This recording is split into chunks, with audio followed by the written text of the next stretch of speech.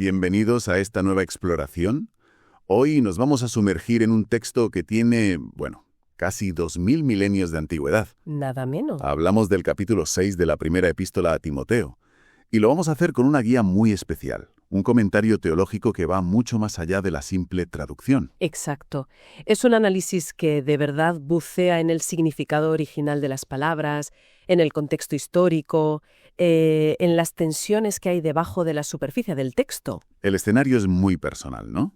Un líder veterano, el apóstol Pablo, dándole consejos a un discípulo más joven, Timoteo, que se está enfrentando a problemas bastante serios en su comunidad. Problemas muy complejos, sí. Y lo curioso es que muchos de esos problemas suenan sorprendentemente actuales. Por eso la gran pregunta que parece plantear este análisis es ¿cómo se puede vivir con integridad en un mundo, lleno de jerarquías sociales, de trampas intelectuales y, sobre todo, de la enorme tentación del dinero? Esa es la cuestión central. Pues vamos a ver qué pistas nos da este comentario para desentrañar todo esto. Y empezamos por un tema que de entrada a cualquiera hoy le resulta muy chocante. Sin duda. Los primeros 2 versículos hablan de la relación entre esclavos y amos. Y, lo primero que el comentario deja meridianamente claro es que el texto no pide la abolición de la esclavitud. Que ya es un punto de partida. Complicado. Complicadísimo. No hay un llamado a una revolución social, lo cual, claro, desde nuestra perspectiva del siglo XXI, es difícil de asimilar. Claro, es que es un punto de fricción inmediato. Entiendo que el texto no lo hiciera, pero el comentario que analizamos da alguna pista sobre el porqué de esa postura. ¿Era pragmatismo, supervivencia o había una razón teológica más profunda? La fuente apunta a una estrategia de transformación desde dentro, no de confrontación directa con las estructuras del Imperio Romano, que, habrían sido aplastantes. Habría sido un suicidio, vamos. Básicamente, la idea no es cambiar la ley, sino la dinámica de las relaciones. El texto reconoce que la esclavitud es un yugo, una carga, incluso cuando se daba entre creyentes. Y el análisis añade un detalle muy revelador sobre quiénes eran estos esclavos. No eran solo mano de obra no cualificada, Podían ser médicos, contables, reposteros. Ah, claro. Personas de gran cultura y habilidad. Exacto. Y eso cambia la imagen por completo. No es solo una cuestión de opresión bruta, sino de una estructura social increíblemente compleja. Y es ahí, supongo, donde la nueva fe intentaba provocar un cortocircuito. Ahí es donde está la clave. El análisis plantea una situación que es fascinante por lo revolucionaria que era en la época. Un esclavo, por su madurez espiritual, podía ser elegido anciano en la Iglesia. ¡Ostras! Y en ese rol tendría autoridad espiritual sobre su propio amo. Imagínate la escena. El hombre que te sirve la cena en casa, el domingo te está enseñando y guiando espiritualmente. Eso es. La sumisión en lo social se convertía en un acto voluntario de respeto mutuo, no en una simple imposición. Es una inversión de roles que dinamita la relación de poder desde dentro. Y esa idea del respeto parece central. Hay una frase del comentario que me ha parecido potentísima. ¿Cuál? El verdadero amor va siempre unido a un verdadero respeto. No es un sentimiento abstracto, es algo práctico. Y se aplica en ambas direcciones, fíjate. Hay un matiz sobre los amos que a menudo se pierde en las traducciones. El verbo griego que se usa, antilambanomenoi, no significa simplemente recibir servicio. Ah, no. No. La fuente explica que implica una responsabilidad continua de dar algo a cambio, de corresponder. Sugiere que la relación, incluso en esa estructura tan injusta, debía dejar de ser puramente extractiva. Para convertirse en una de mutualidad, dentro de lo que cabía. Dentro de lo posible, sí. De una relación rota por la sociedad a una que se intenta sanar con la fe. Y de relaciones rotas, el texto parece pasar a ideas rotas. La siguiente advertencia es sobre los falsos maestros. No parece una transición casual. Es una conexión muy aguda, sí. El texto salta a los versículos del 3 al 5 y el comentario los describe con una precisión casi clínica. Es como si trazara el perfil psicológico de estos maestros. ¿Y por dónde empieza? Todo empieza, dice, con la soberbia. Y la palabra griega que usa es genial. Tetufotai. Tetufotai. Sí, está relacionada con la palabra tufo, con el humo. Es la idea de una arrogancia que te nubla la vista y el juicio, que no te deja ver con claridad. O sea que la arrogancia no es solo una actitud, es como una niebla mental. ¡Qué metáfora más increíble!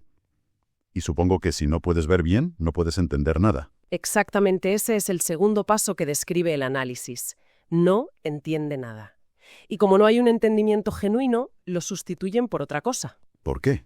Por un afán morboso por las discusiones y los juegos de palabras. La palabra griega es logomakías. Que suena a lucha de logos, de palabras. Literalmente, significa luchas de palabras.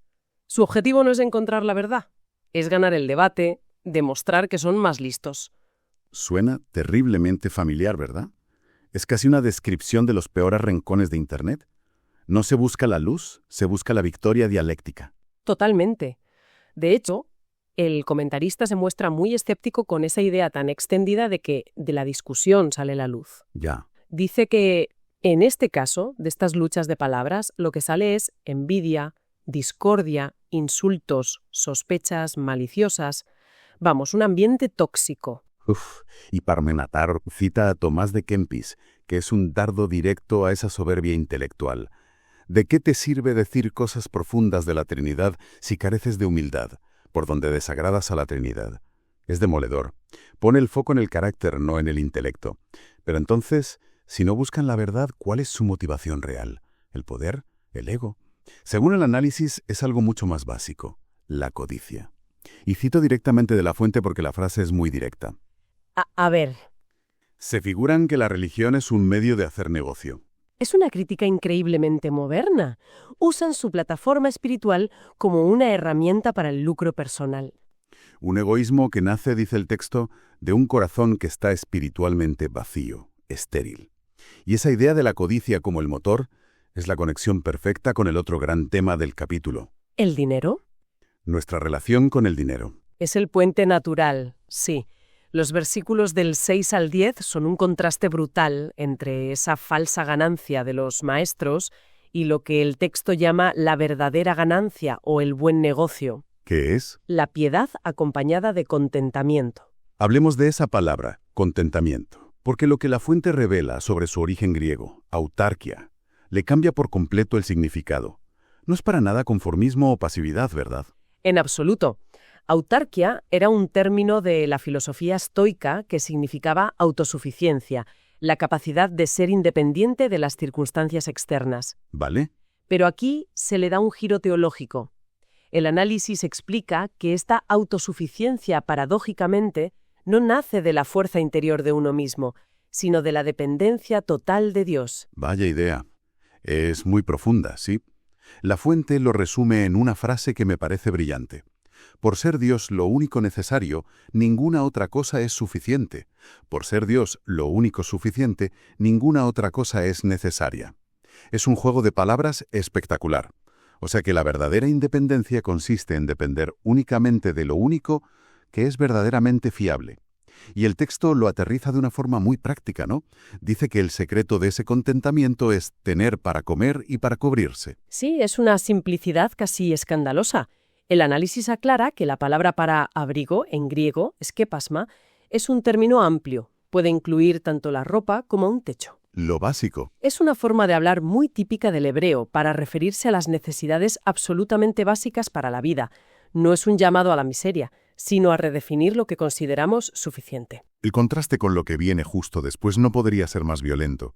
El texto pasa a describir a la gente que solo piensa en hacerse rica. Y el comentario destaca que no es un deseo vago. No es un ojalá me tocara la lotería. No. El verbo griego que usa, volumai, no es un simple me gustaría tener dinero. Denota una voluntad firme, una determinación, casi una obsesión dispuesta a utilizar cualquier medio para lograr ese fin. Es el centro de su vida. Eso es.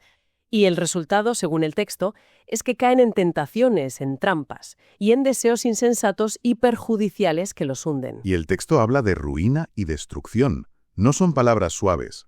El análisis desglosa esta ruina en dos consecuencias muy específicas y trágicas. La primera es que se extraviaron de la fe. El verbo griego apeplanetesan es muy visual. ¿Por qué? Tiene la misma raíz que la palabra planeta. La imagen es la de un astro errante que se ha salido de su órbita y ahora vaga sin rumbo fijo. ¡Qué imagen tan potente! No es necesariamente una ruptura repentina y total con la fe. Es un desvío gradual, un enfriamiento del corazón que es muy difícil de corregir. Perder el rumbo, vagar sin órbita. Y la segunda consecuencia es, si cabe, aún más oscura. Sí, es terrible. Se traspasaron a sí mismos con muchos dolores. La imagen es de alguien que se atraviesa a sí mismo con pinchos o espadas. Es un dolor autoinfligido. Uf. Y para ilustrar este punto, la fuente que manejamos cita una nota encontrada en el bolsillo de un millonario que se había suicidado. Vaya. Cuando yo era un obrero corriente en Nueva York, era feliz. Pero ahora que poseo millones, estoy infinitamente triste y prefiero la muerte. ¿Qué historia tan desoladora? Es un recordatorio brutal de que la meta y el camino son dos cosas muy distintas. Te deja helado. Es el ejemplo perfecto de esa ruina y destrucción. Absolutamente.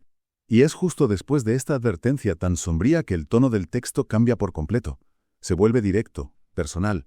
El autor se dirige a Timoteo y le dice: «Pero tú, hombre de Dios». Y según el análisis, esa etiqueta hombre de Dios no es un cumplido genérico. Tiene un peso enorme. Exacto. Es un título del Antiguo Testamento.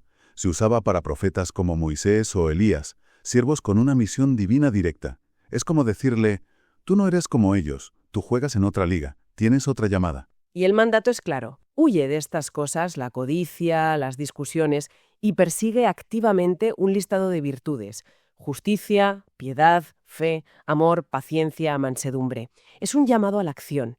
Y sigue con más verbos de acción, con una metáfora deportiva que me parece muy interesante. Pelea la buena batalla de la fe. Que el análisis lo conecta con la lucha olímpica, que no era solo fuerza bruta. Claro. No, para nada. En los Juegos griegos, para ganar tenías que competir siguiendo unas reglas muy estrictas, si no te descalificaban. La imagen es la de un combate que requiere disciplina, estrategia y aguante. Y justo después le dice: «Echa mano de la vida eterna». Eso puede sonar un poco extraño. ¿No se supone que ya la tiene? ¿Cómo que echa mano? Es una buena pregunta. El comentario explica que no se refiere a la posesión objetiva de la vida eterna, que se considera un regalo. Se refiere a la apropiación subjetiva, a la convicción. A ver, es como decirle: vive con la seguridad y la confianza de lo que ya te ha sido dado. Agárralo fuerte, no dudes de ello. Entendido. Es un llamado a la confianza. Y de repente, después de este consejo tan personal, el texto se eleva a una alabanza a Dios, una doxología. Es un cambio de registro total. Sí, es un momento de zoom out. Se pasa del micro consejo a Timoteo a la macrovisión de la majestad de Dios. Y los títulos que se le dan son imponentes: único soberano, rey de reyes, y dos atributos que son fascinantes. El único que posee inmortalidad y que habita en luz inaccesible. Esa imagen de la luz inaccesible es muy potente. Normalmente pensamos en la luz como algo que revela, que nos deja ver, pero aquí es una luz tan brillante que ciega, que esconde. Esa es exactamente la interpretación que da la fuente. No es una luz para que veamos a Dios, sino una que protege su majestad inalcanzable. Refuerza la idea de la invisibilidad de Dios. ¿Vale? De hecho, el análisis aprovecha para aclarar que, cuando otros textos bíblicos hablan de ver a Dios cara a cara, se refieren a una comunión íntima, a una cercanía de relación, no a una visión literal. Y después de ese momento de adoración cósmica, el texto vuelve a aterrizar, de nuevo al tema del dinero. Parece que es el tema central del capítulo. Vuelve a él, pero desde un ángulo distinto. Y el comentario lo señala muy bien. Antes se dirigía a los que aspiran a ser ricos. A los que lo desean. Ahora, en los versículos 17 a 19, le habla a los que ya son ricos dentro de la comunidad. El enfoque cambia del deseo a la gestión. Y la instrucción para ellos es muy específica. ¿Cuáles son los puntos clave? Hay dos mandatos negativos y varios positivos. El primero negativo es que no sean arrogantes. La riqueza a menudo alimenta la soberbia. Claro. Que no pongan su esperanza en las riquezas que son tan inseguras. Y el análisis destaca la palabra griega para inseguras, adeloteti, que significa literalmente incertidumbre. Es que la riqueza es frágil, volátil. Poner la esperanza ahí es construir sobre arena movediza. Entonces, ¿dónde deben ponerla? En Dios, de quien el texto dice algo que rompe muchos esquemas. Nos provee abundantemente de todo para que lo disfrutemos. Ojo a eso. Esto me parece fundamental. El comentario subraya que no se está predicando un ascetismo lúgubre, un rechazo a las cosas buenas de la vida. Al contrario, Se afirma que Dios da para disfrutar. Eso es sorprendente. Uno esperaría un mensaje del tipo renuncia a todo, pero aquí es disfrútalo, pero con la actitud correcta. Exacto. El problema no es tener o disfrutar, sino dónde está puesta la esperanza. Y supongo que esa gratitud por el disfrute debe llevar a algo. Claro, debe traducirse en acción. Ahí vienen los mandatos positivos.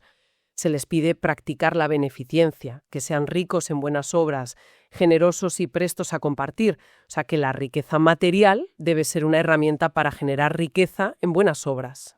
Esa es la idea, y al hacer eso se benefician a sí mismos. El texto dice que atesorarán para sí un seguro caudal para el futuro. Pero esto no contradice la idea de que la salvación es un regalo. ¿No es como comprarla? El análisis aquí hace una distinción teológica muy clásica e importante.